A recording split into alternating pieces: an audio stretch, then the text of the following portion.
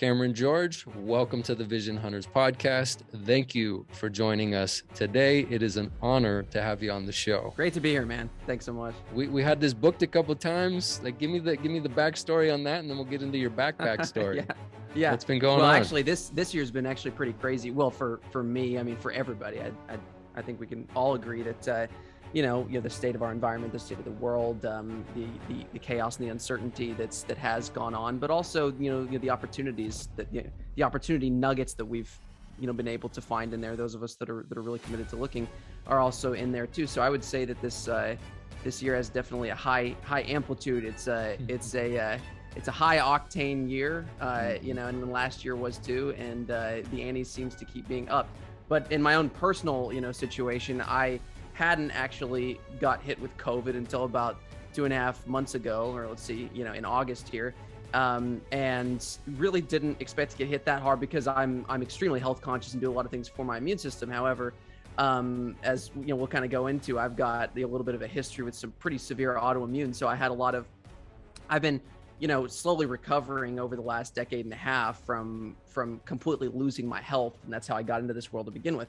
Mm-hmm. So, people with past metabolic damage have probably a little bit of a loss of reserve capacity when it comes to resources in their body. Although I'm healthier today than I have been in the last 15 years, and I'm continuing to get healthier. It's been a long process. Needless to say, getting hit with COVID, especially once we started to see a little, some of these crazy variants they're coming around possibly from the pressures that we're putting on it. I got hit really hard. Got sick for a month and a half. Really sick for a month and a half. Had even conferences to be at and stuff, and was trying to keep our whole ship running and stuff here. And actually, half my team got sick as well too. So wow. It was, and then we're kind of scrounging around. I have all the strategies. I know a lot of amazing people that have provided a lot of great strategies, but I didn't have the strategies in place because I was so busy. So a lot of the things that I would hit it with day 1 and 2 now, so I won't let it happen again. Of any infection, I didn't have ready, and I gave it about 7 days before really doing anything besides some oral supplements. And by then I was like, oh shit, it was a little bit of a surprise that kind of slapped me. So the last couple months here have been really, really chaotic, to say the least. Trying to keep things going while barely functioning, while kind of dealing with some of the long haul symptoms. But I'm very lucky, very fortunate that I have a bunch of strategies and resources at my disposal, and now we're making great progress with it, and I'm feeling so much better after intervening with a lot of methods. So that's basically some of the chaos that we've been dealing with over here. So wild times, my man. Wild times. I'm glad you are healthy, and that we have the opportunity to connect and talk about some interesting topics. Like, one of the things I aim towards diving into with you today is Kava. You are the owner and creator of True Kava. And maybe we could also talk about exotic animals, Adderall, and psilocybin, which would lead us maybe to your backstory.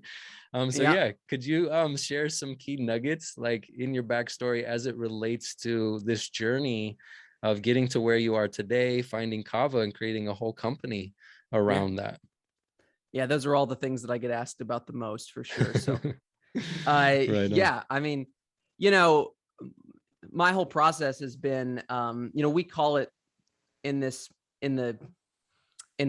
camp, I guess you'd say, or the tribe, the community that I, sort of reside in, kind of the functional medicine biohacker community.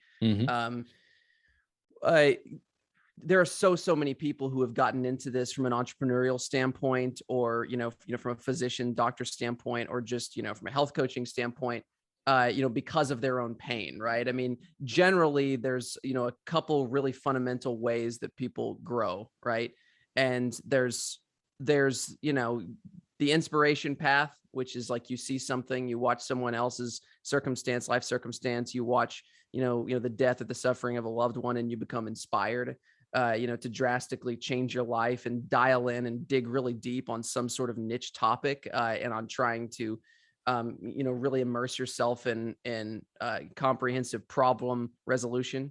And then there's also desperation, right? So inspiration and desperation. Desperation is a lot less fun because desperation comes from actually being underneath the pressure cooker and, suffering, from a primary source standpoint, suffering firsthand and having some real direct experience with some really, really dark circumstances in your life. And in the deepest, darkest place is where you can see the light the clearest, right?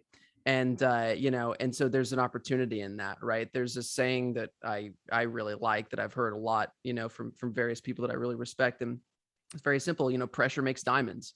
Mm. It can, I mean, obviously it can crush, something, or it can turn it into something better. It can squeeze the real stuff out of you. Mm-hmm. And depending on how you respond to, pressure and, traumatic circumstances. So my process has really been kind of a pain to me. And it really started, I was, a relatively normal kid by my own standards, maybe not by anybody else's, growing up and everything, and kind of got into early adulthood and just started experiencing, pretty, severe chronic illness symptoms that came on relatively slowly. I was a really high functioning person. I was 20 years old whenever this all started, 19, 20 years old. And I was a collegiate athlete, an elite athlete at the time. I was working multiple jobs and running, business stuff and everything. So I was really, really, high functioning. And all of a sudden the bottom started to fall out. I just thought initially, like a lot of people would that were in my overtraining. So I kind of slowed down, I backed off. Things didn't get better, they just got worse. And as I started to have less energy, more fatigue, more anxiety, more depression and things, I started to get more and more concerned, because no matter how much I slept, I would just continue to be more tired, which was still, relatively mild compared to what I would experience, going, forward a couple of years from there. But I ended up basically in a state of kind of desperation and being like a young guy that just wanted to get back out there and function.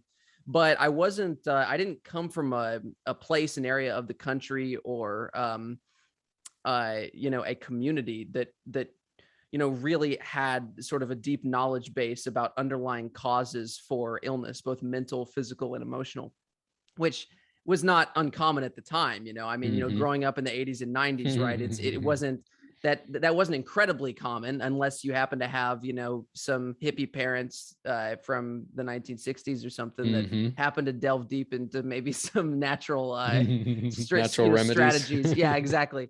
But even then, there wasn't a lot of available paralleled science. So even people who got into some alternative strategies and were more, I guess, aware of certain things didn't have the kind of comprehensive strategies. They just had like some principles to go off of, and they would do things that seemed right. And sometimes they were right, sometimes they weren't.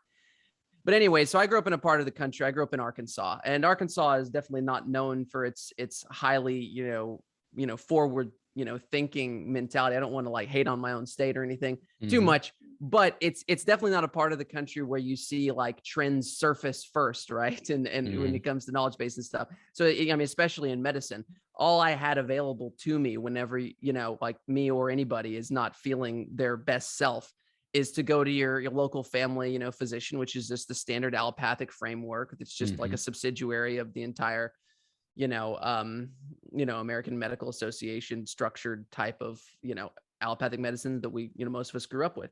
And, you go into the doctor's office, you tell them what's going on, and they say, they type your symptoms into a computer, and that, the computer gives them a corresponding drug.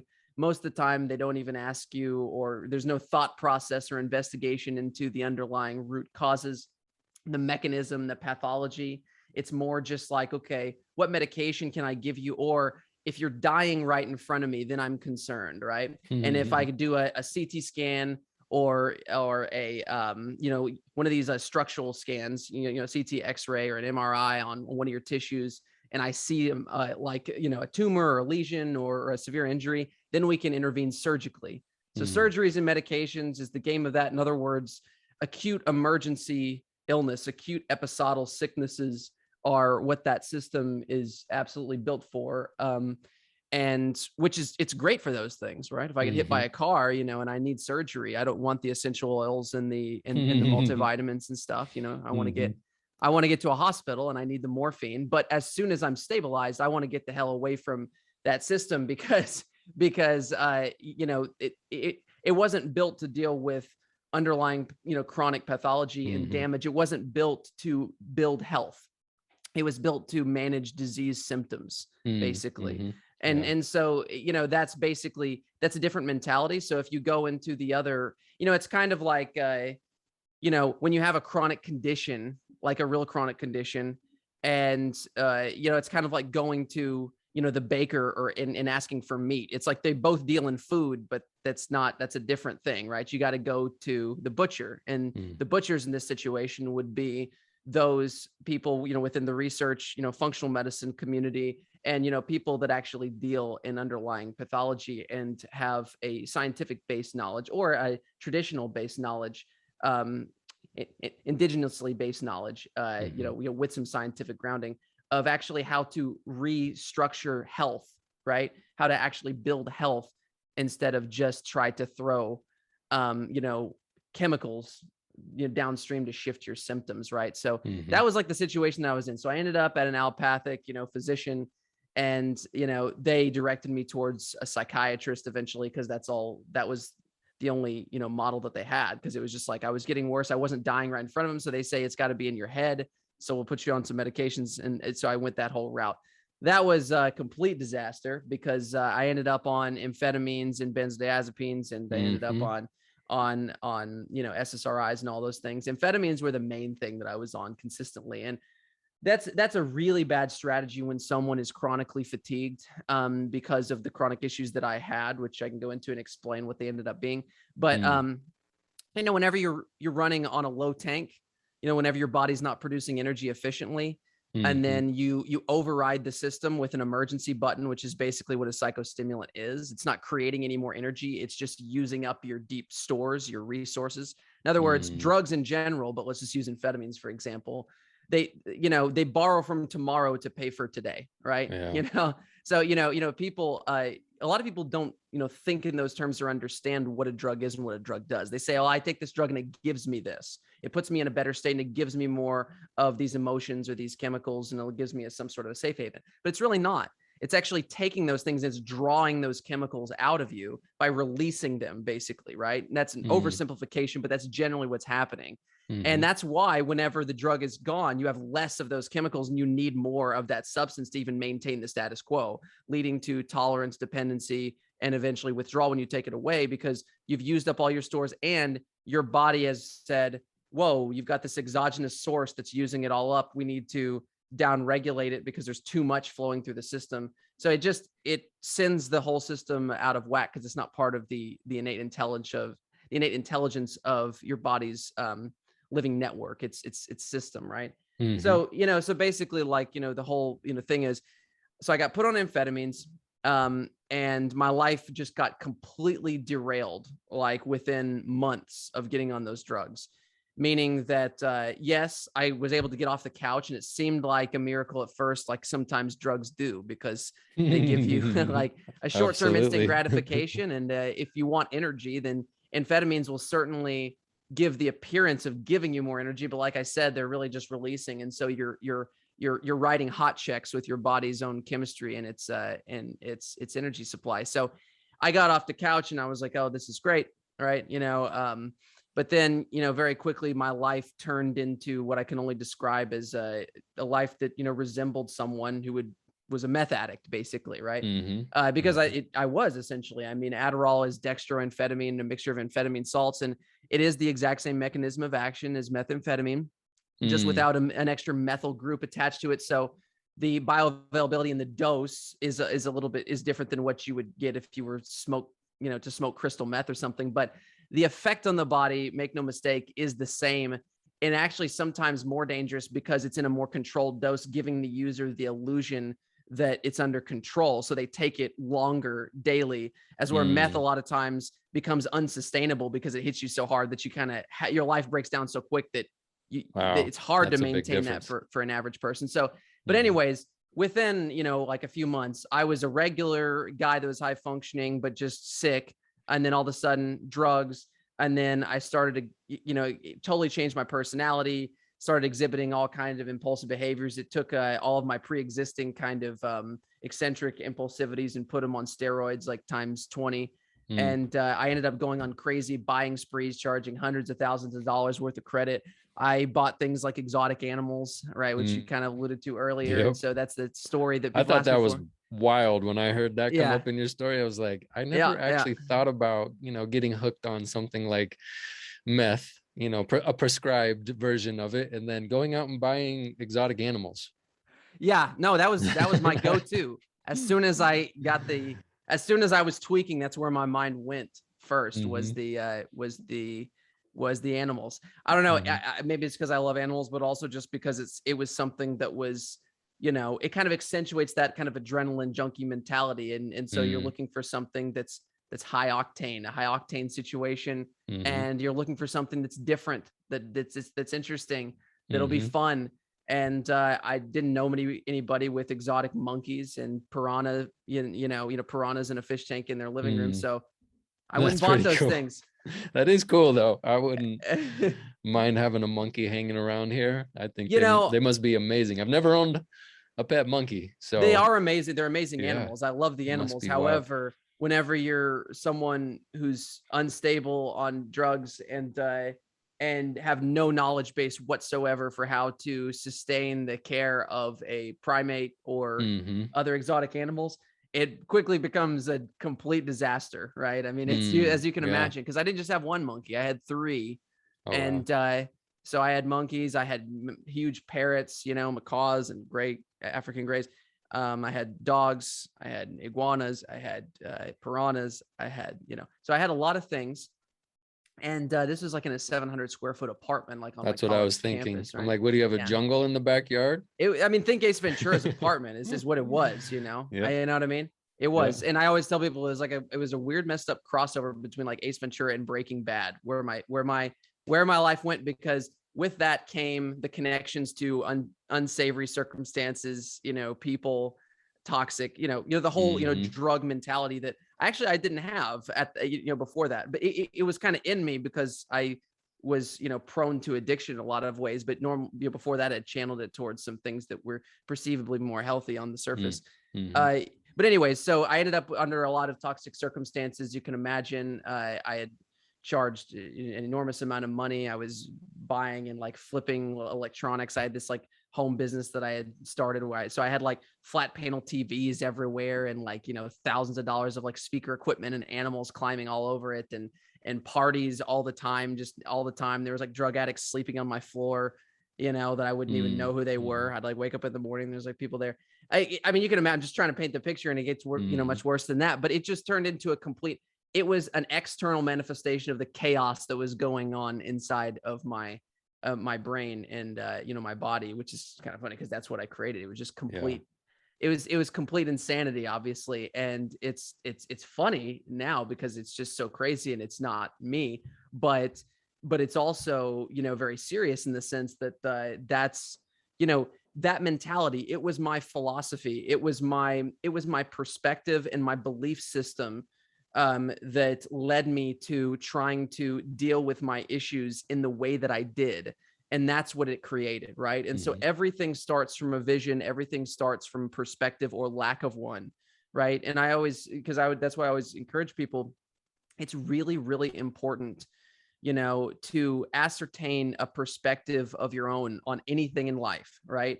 And that means looking at multiple sides of any situation and argument and trying to, find good, credible resources.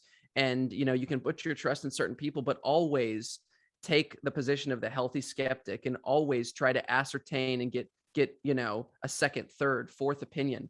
And then take that topic, especially if it's something that's fundamentally important to your health, your life, your family's life, and, grapple with it, turn it upside down, look at it, dissect it, because if and formulate a plan, right? You have to have a perspective and then a plan. If you don't have a plan, then you'll become part of somebody else's plan, right? And that's true for anything in life. And that someone else may not necessarily have your best interest at heart, or, whether it be knowingly or unknowingly, but ultimately the responsibility, if you want a good, healthy, happy life, is on you, right? And that was one of the main lessons that came out of my process was I gave up my health I outsourced it to a third party. Mm-hmm. I didn't have full personal sovereignty and responsibility. What I did is I said, you fix me, right? And I'm just going to listen to you.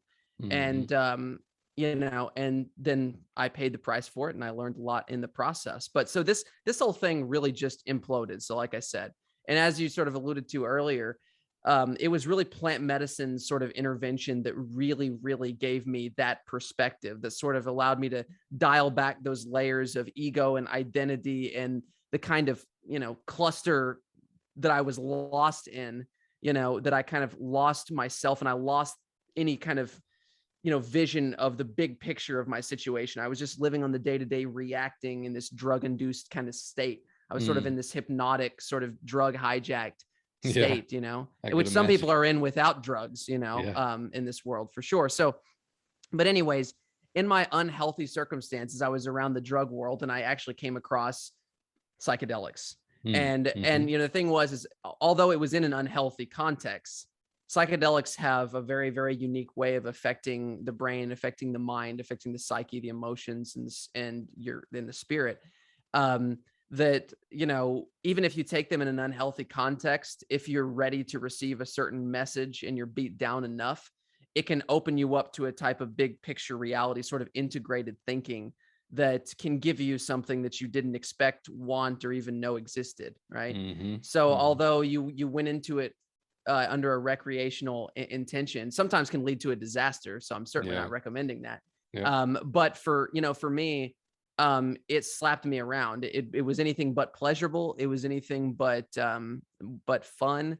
But it gave me some serious perspective. So it was one experience on psilocybin that within 5 hours, I learned more about, myself, how I relate to my life, my environment, the people in it, and the entire timeline trajectory of the circumstances that led up to where I was at as far as a disaster. I learned Mm-hmm. more about all of that in 5 hours than I had in the previous 20 years of my life. So, and this is something that's starting to become more commonly understood, known, and talked about in relation to the therapeutic application of psychedelics. Mm-hmm. Now, that being said, like I, kind of mentioned a minute ago, I'm not advocating that people just go out and just drop psychedelics on a whim. I'm not advocating that people do it in recreational context without some sort of intent.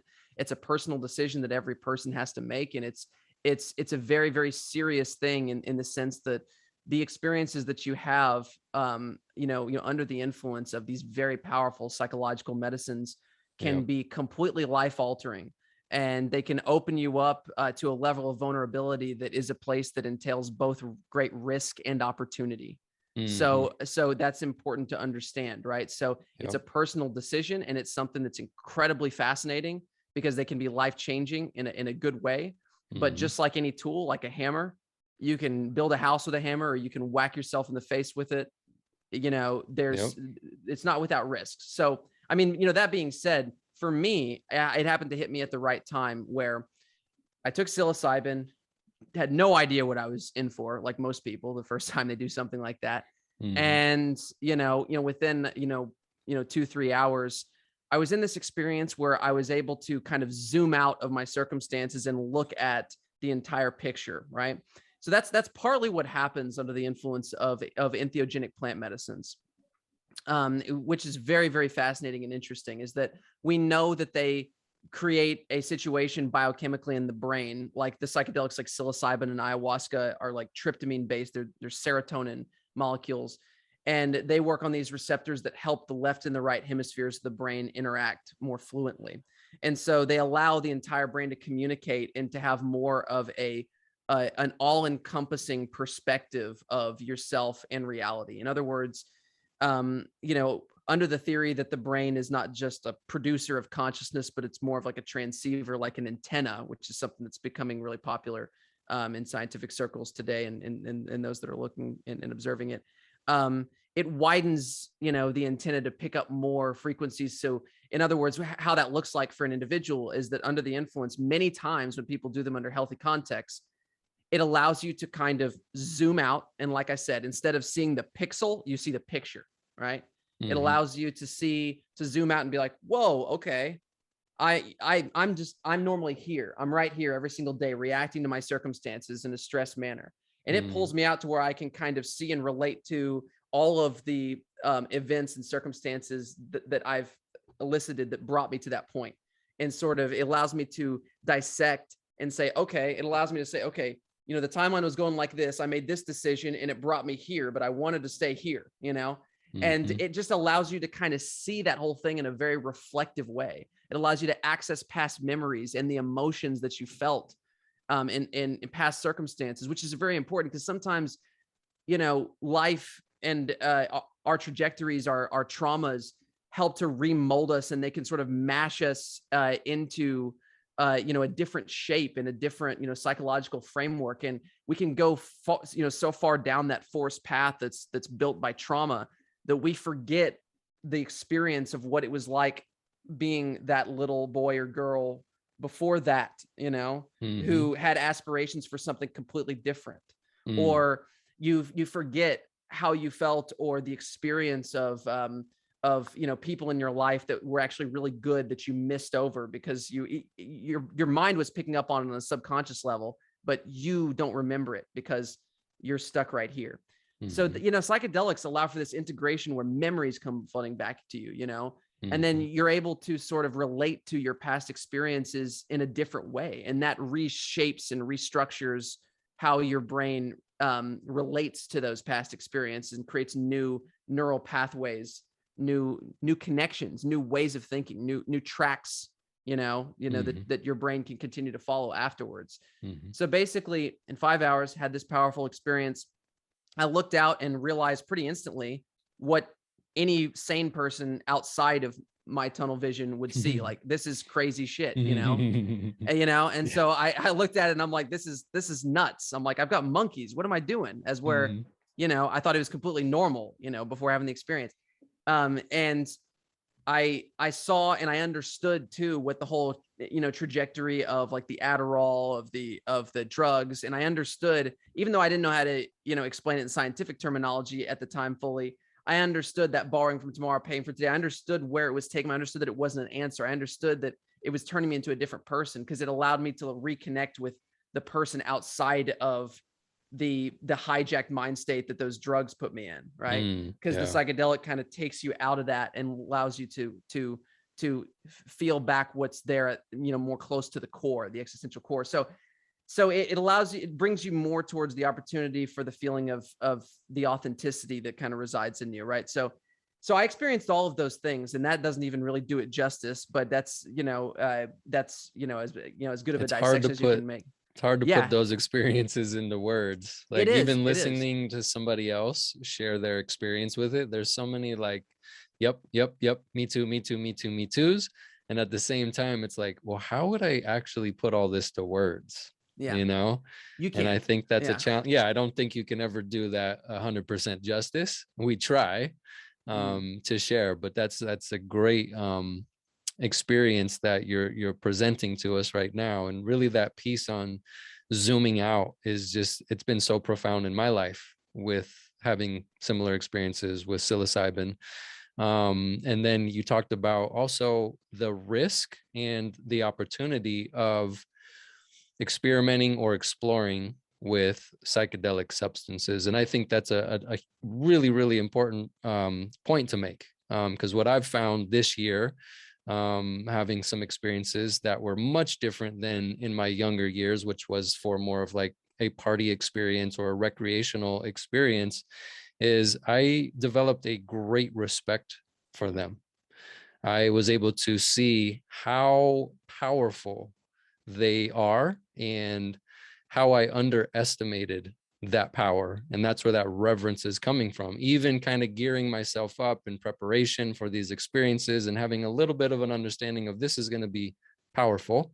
I had no idea how powerful they are until this year. And now it's like 100%. Like, I'm just doing this for myself. I'm not telling anybody to do it or they need to do it. I like the idea of personal responsibility as well, to each his own. But this year I was like, wow, you know, like I have no problem talking about this stuff and sharing this stuff. And I want to improve my ability to do it because it's really, really helped me. Like, it sounds like it's helped you. And at the same time, express like this is some big stuff. This is some powerful stuff. Like you said, life changing. And at the same time, I was able to see like, wow, like this could go one way that could be extremely risky, right? Even though I've been able to tap into and have some sort of experience where it's opened up new opportunities within myself and in my life. So maybe if you could speak to that a little bit more, I'd love to hear some of that before we carry on with your story. Like, how do you see it as far as that whole risk and opportunity, and then also like the respect or the reverence you can bring to having psychedelic experiences? Yeah. No, the thing about psychedelics, kind of like, we touched on earlier, is psychedelics are there's multiple classes of psychedelics, but basically anything that's a psychedelic, the term psychedelic actually means mind manifesting, right? There's multiple labels that have been put on these psychoactive substances, these plant medicines, over generations. Psychedelic is really the newest one, and it's still not that new. It's several decades old, but one of the other terms is called entheogens, right? They've either been referred to as entheogenic substances, hallucinogenic substances, or psychedelic substances, right? I like the term psychedelic because it's all encompassing. Entheogen is really more of traditionally what these medicines have been referred to as, because the word entheogen literally means the divine within. That's what the term entheogen means. So entheogenic substances are things that indigenous peoples around the world have used to, in their terms and in their terminology, to awaken the authentic existential core, what's housed, they believe, inside the body, as outside of the body, the energetic framework that is the real thing, right? Dissolving the layers of acquired identities that we all accumulate going through our individual lives whenever we see ourselves as, a basketball player, a doctor, a lawyer, and all of these different things, or even the more subtle identities than that. At the core, most of these indigenous cultures believe that we are pure consciousness that is part of a larger infinite pool of existing consciousness, and that each experience, each life, is one manifestation or a point of attention in that collective conscious sort of soup, basically, right? That is the general perspective of almost all cultures. If you look through spiritual texts or indigenous cultures, and even going back to hunter-gatherers, anyone who has dealt with these psychedelic entheogenic substances, these substances are always the most highly prized substances that the cultures that use them have available to them, right? Because these are the substances that they believe connect them to, the universe, God, the existential core, that sort of creative source, that intelligence that shapes all life in reality, right? That's the perspective. I can't, from a scientific standpoint, say that that's 100% exactly true. Although I would say that it's certainly my experience and my feeling that is certainly in the right ballpark, right? Of what I've experienced and what I've felt, while going into these deep states, or even near death experiences whenever I got really sick, which were almost indistinguishable from psychedelic experiences. But, the psychedelics, all of the classic psychedelics, the most powerful ones, are all in this category of molecules that we call tryptamines, right? So like I kind of, touched on before, tryptamines are serotonin analogs. So they plug into these subset of serotonin receptors called 5-HT2A receptors in the brain. And we know quite a bit about these receptors, although there's a lot that's still really mysterious. And basically what we think is going on is that these receptors modulate something that we call sensory gating. And sensory gating, among other things that, that they do, but sensory gating is essentially theorized to be the collective system in our brain that, basically regulates what the brain picks up from the substrate of reality, right? From, the quantum level of reality. So they're as much responsible for keeping information out as they are, bringing it in. And in fact, what we experience with our five sense and five sense reality, our sight, our smell, our touch, our taste, our hearing, is a fraction of a fraction. And this is mainstream quantum physics of the entirety of existence. Like, if you don't believe that, then just wear some night vision goggles or some thermal imaging goggles, or, infrared, or any of those, and look up at the sky at night and see how much more you can see on a mountaintop different types of, gases and stars and planets and things that are invisible to the normal human eye, right? So there's a lot that's going on in reality, obviously, and most of what's going on we can't see. We're living in this very small sliver of experiential reality that's here in this sort of dimensional space that we're in. Mm-hmm. Now, yeah, so what these sensory gating mechanisms are theorized basically to do is to keep out most of the information, because if we were inundated with all of this extra sensory information all the time, it would be so distracting that we couldn't survive. We couldn't focus. In other words, there wouldn't be a point of attention. And if you've ever taken psychedelics, you know that, because you know that you couldn't stay in that state all the time. It would drive you mad. My Lord, yeah. Which is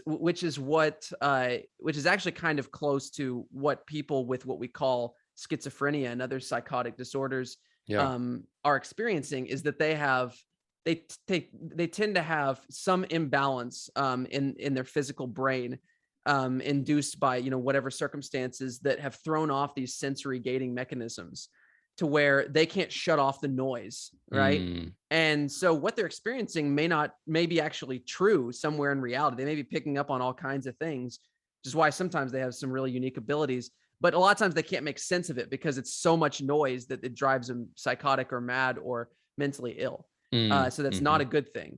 But what psychedelics do is they temporarily open up or suppress these sensory gating, mechanisms, and allowing not only the brain to sort of interconnect and to pick up more, but it's taking in more extrasensory information from the environment. So you'll notice if you take psychedelics that you notice minute details about your environment that are always there, and you kind of always subtly knew were there.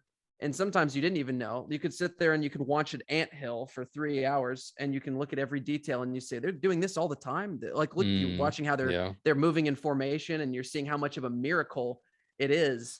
And you look around you and you realize that there's miracles happening all around you, but your sensory gating mechanisms, your ego and culture has all sort of conditioned you and your receptors, and your interpretation of what you're seeing as being not relevant, or just you're kind of missing over the miraculous sort of layer of it, right? And so all the tryptamines basically, from, I think, is probably the most credible theory that this is that they affect these sensory gating mechanisms and open us up, right? So they're amplifiers of consciousness. So if you think about an amplifier, it's like a tool, right?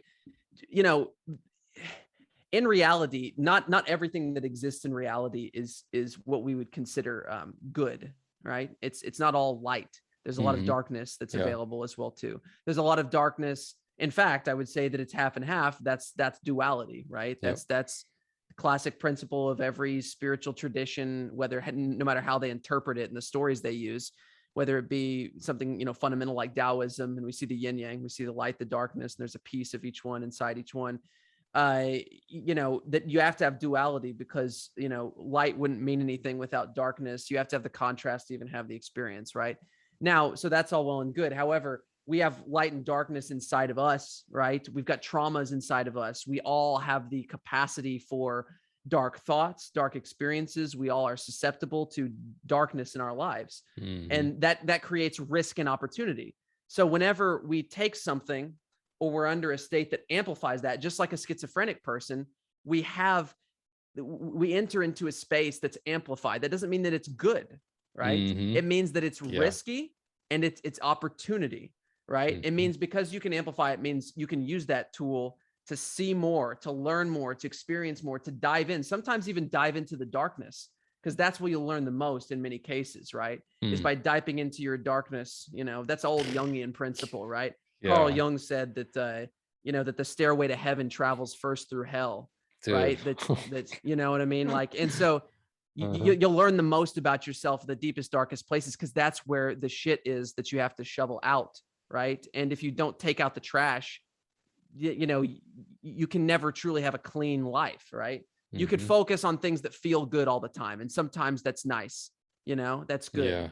But if you don't shine light on the darkness, the only way to get rid of darkness is to shed light on it, and it will disappear eventually, if you bring in enough.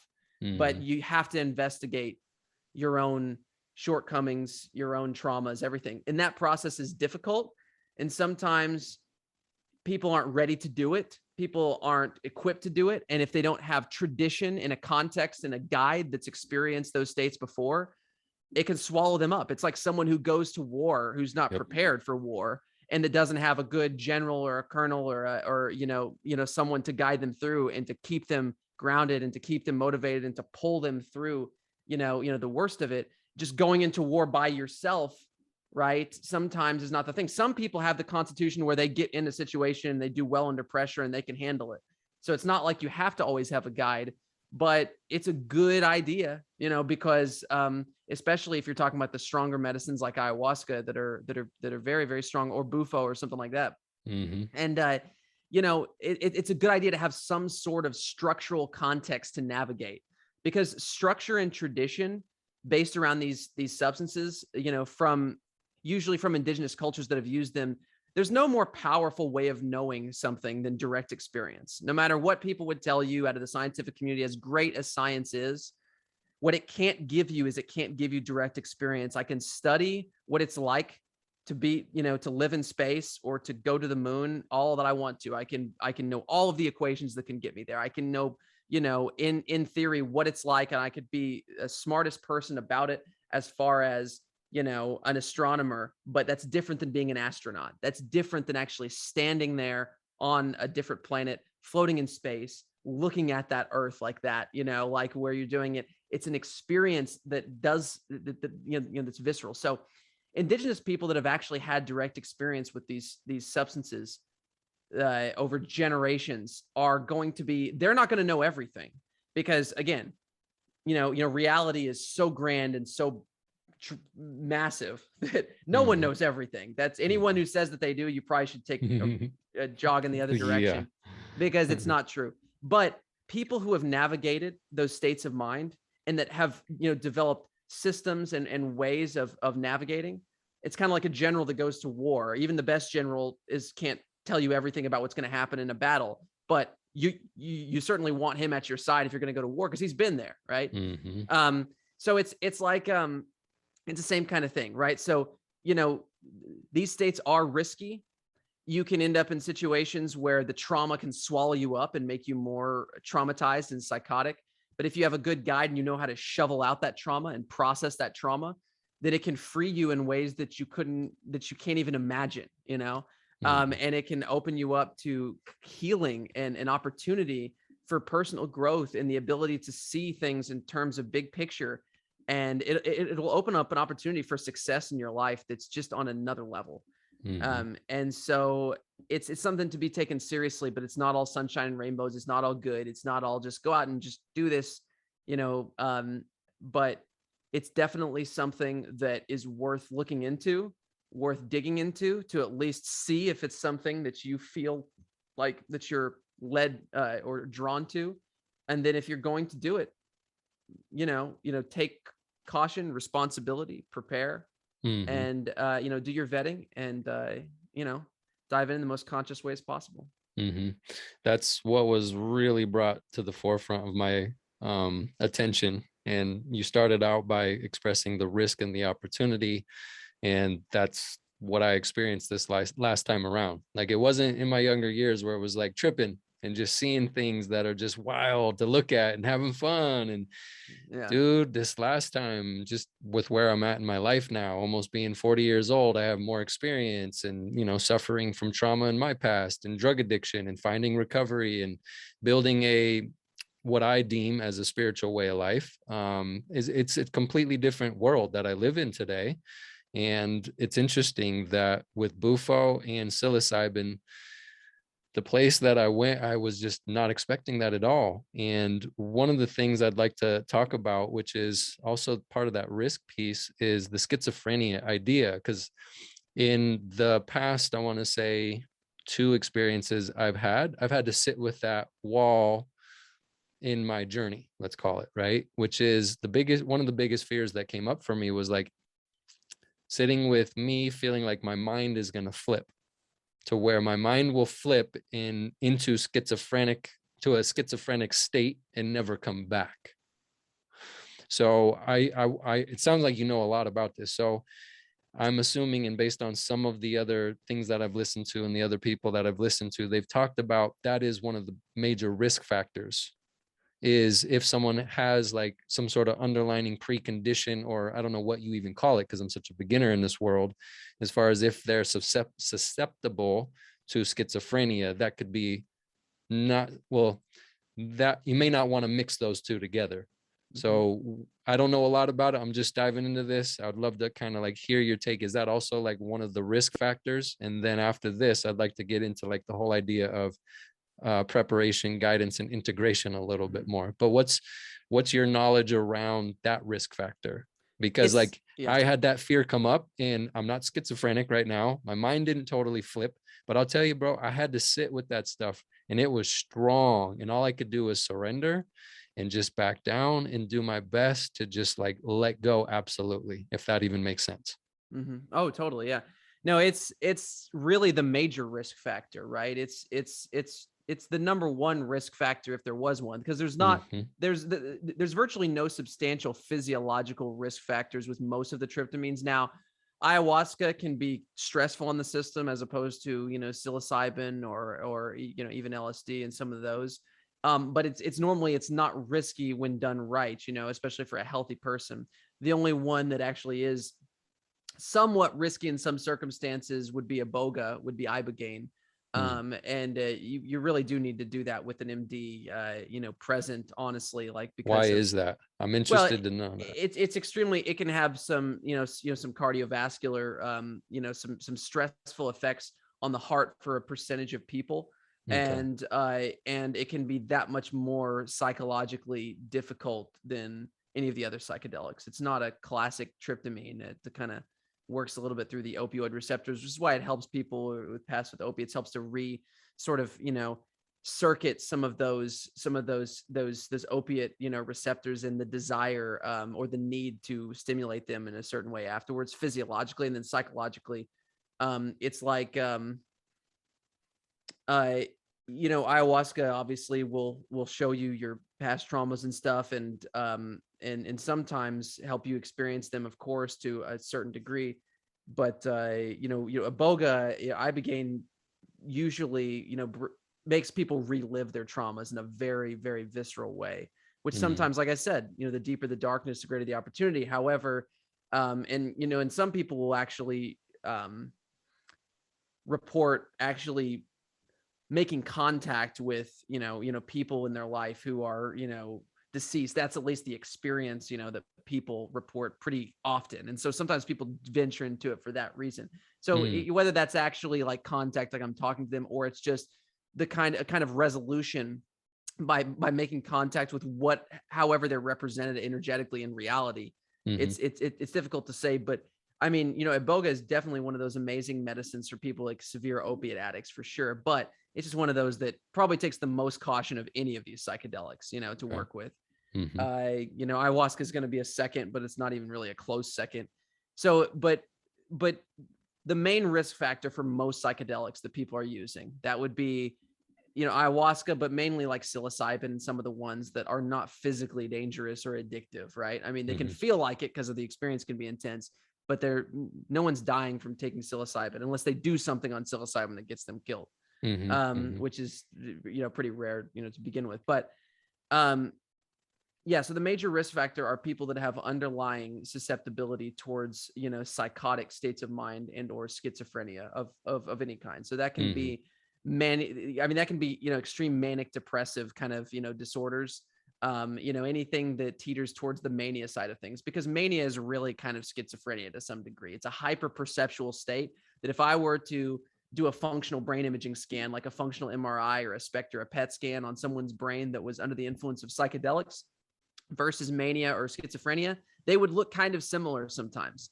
except for the person on psychedelics many times is a person who has a structural and chemical integrity in their brain that they can ground themselves to being like, this is just an experience that I'm inducing, and sort of inhabit it, in that way, as where the person with the disorder kind of lives that all the time, and they have more fragile brain chemistry. They have less reserve capacity in their brain chemistry. So their brain is not as adaptive meaning that, whenever you push your brain up here, it doesn't automatically respond to ground it out with an equal opposite response, right? So it doesn't produce the chemicals that help to calm that down and bring it back down to baseline. So that usually happens in people that have metabolic deficits in their brain, just have kind of, some chronic disease. They have more of a fragile sort of biological makeup in their brain.